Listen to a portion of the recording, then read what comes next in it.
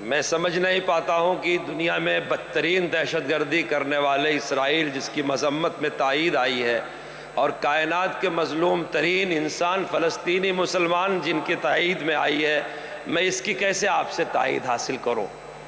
الفاظ بونے ہیں، آنکھوں سے خون کے آنسو نکل رہے ہیں، کلیجہ ٹکڑا ہو رہا ہے۔ میں نہیں سمجھ پا رہا ہوں کہ آپ سے میں کن لفظوں میں اس کی تائید حاصل کروں۔ اسلام مٹنے کے لیے نہیں، باقی رہنے کے لیے آیا ہے۔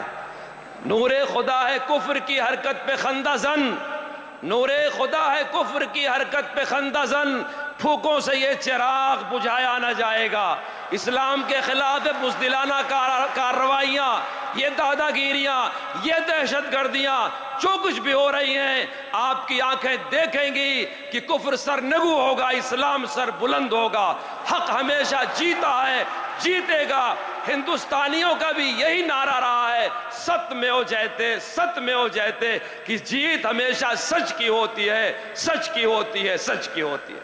میں اس کے بعد ایکسا سول کوڈ کی تجویز پیش کرنے کے لیے مولانا محمد مسلم صاحب صدر جمعیت علماء دہلی کو پیش کرتا ہوں، وہ تشریف لائیں اور ایکسا سول کوڈ سے متعلق تجویز پیش فرمائیں۔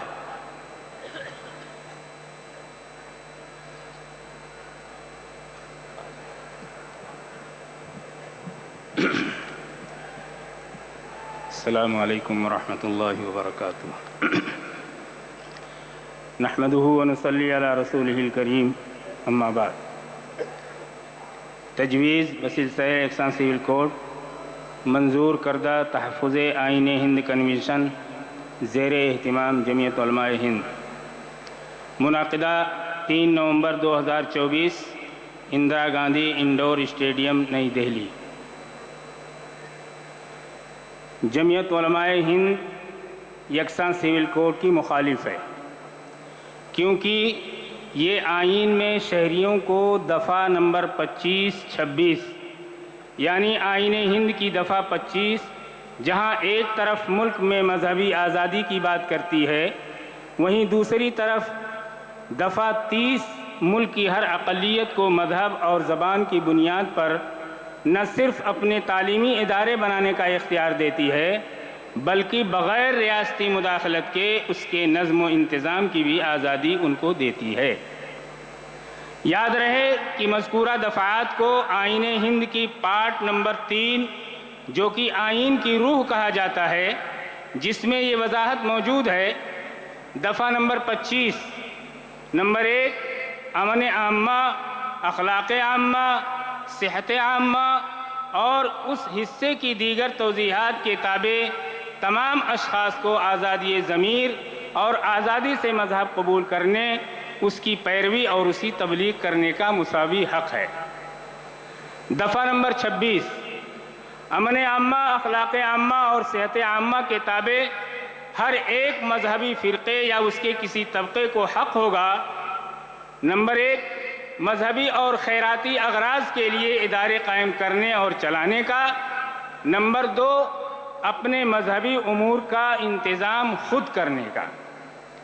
دفعہ نمبر 30، تمام اقلیتوں کو خواہ و مذہب کی بنا پر ہوں یا زبان کی اپنی پسند کے تعلیمی ادارے قائم کرنے اور ان کا انتظام کرنے کا حق ہوگا، میں دی گئی مذہبی آزادی اور بنیادی حقوق کے سراسر منافی ہے۔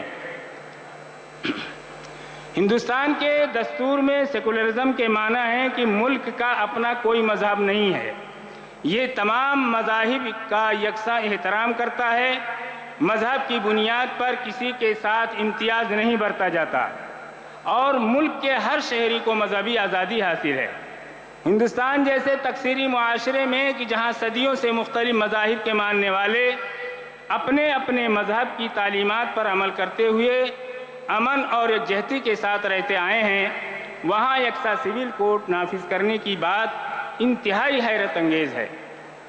بلکہ ایسا محسوس ہوتا ہے کہ ایک خاص فرقے کو ذہن میں رکھ کر اکثریت کو گمراہ کرنے کے لیے آئین کی دفعہ 44 کی آڑ لی جا رہی ہے، اور کہا جاتا ہے کہ یہ بات تو آئین میں کہی گئی ہے، حالانکہ خود RSS کے دوسرے سنچالک گرو گول والکر نے کہا کہ یونیفارم سول کوڈ بھارت کے لیے غیر فطری اور اس کے تنوعات کے منافی ہے۔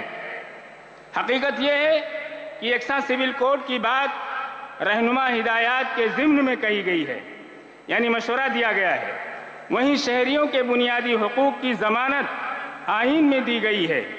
آئین کے باب نمبر 3 کے تحت درج بنیادی دفعات میں کسی بھی ادارے کو، خواہ وہ پارلیمنٹ ہو یا سپریم کورٹ، تبدیلی کا اختیار نہیں ہے۔ آئین تو آزادی کے بعد تیار ہوا، جبکہ تاریخ بتاتی ہے کہ ہزاروں سال سے اس ملک میں لوگ اپنے اپنے مذہبی اصول پر عمل پیرا رہے ہیں۔ لوگوں کے مذہبی عقائد اور رواج مختلف رہے ہیں، مگر ان میں کبھی کوئی اختلاف یا کشیدگی پیدا نہیں ہوئی۔ در حقیقت ایک مخصوص ذہنیت کے لوگ یہ کہہ کر اکثریت کو گمراہ کرنے کی کوشش کر رہے ہیں کہ یکساں سول کوڈ کی بات آئین کا حصہ ہے، جبکہ ایسا بالکل نہیں ہے۔ ملک میں قانون و انتظام کی صورتحال کو برقرار رکھنے کے لیے تعزیرات ہند کی دفعات موجود ہیں۔ ان کے تحت ہی مختلف جرائم کے لیے سزائیں دی جاتی ہیں اور ان کے دائرے میں ملک کے تمام شہری آتے ہیں۔ البتہ ملک کی اقلیتوں، قبائل اور بعض دوسری برادریوں کو مذہبی و سماجی قانون کے تحت آزادی دی گئی ہے، کیونکہ مذہبی، خاندانی و سماجی ضابطوں سے ہی مختلف مذہبی برادریوں اور گروپوں کے شناخت وابستہ ہے، اور یہی ملک کی ایک جاتی، سالمیت اور اتحاد کی بنیاد ہے۔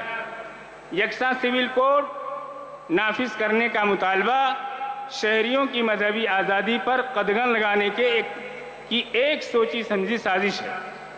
جمعیت علماء ہند روز اول سے اس سازش کی مخالفت کرتی آئی ہے۔ جمعیت علماء ہند کا تحفظ آئین ہند کنونشن محسوس کرتا ہے کہ یکساں سول کوڈ پر اصرار شہریوں کی مذہبی آزادی اور آئین کی اصل روح کو ختم کرنے کی سازش کا حصہ ہے، اور آئین میں دیے گئے بنیادی حقوق سے متصادم اور مسلمانوں کے لیے ناقابل قبول ہے۔ اور بعض ریاستوں کی طرف سے یکساں سول کوڈ کے نفاذ کی کوشش ملک کی یکجہتی اور سالمیت کے لیے نقصان دہ ہے۔ آپ حضرات کو یہ تجویز منظور ہے؟ السلام علیکم۔ ہمارے آئین نے ہم کو جو یکساں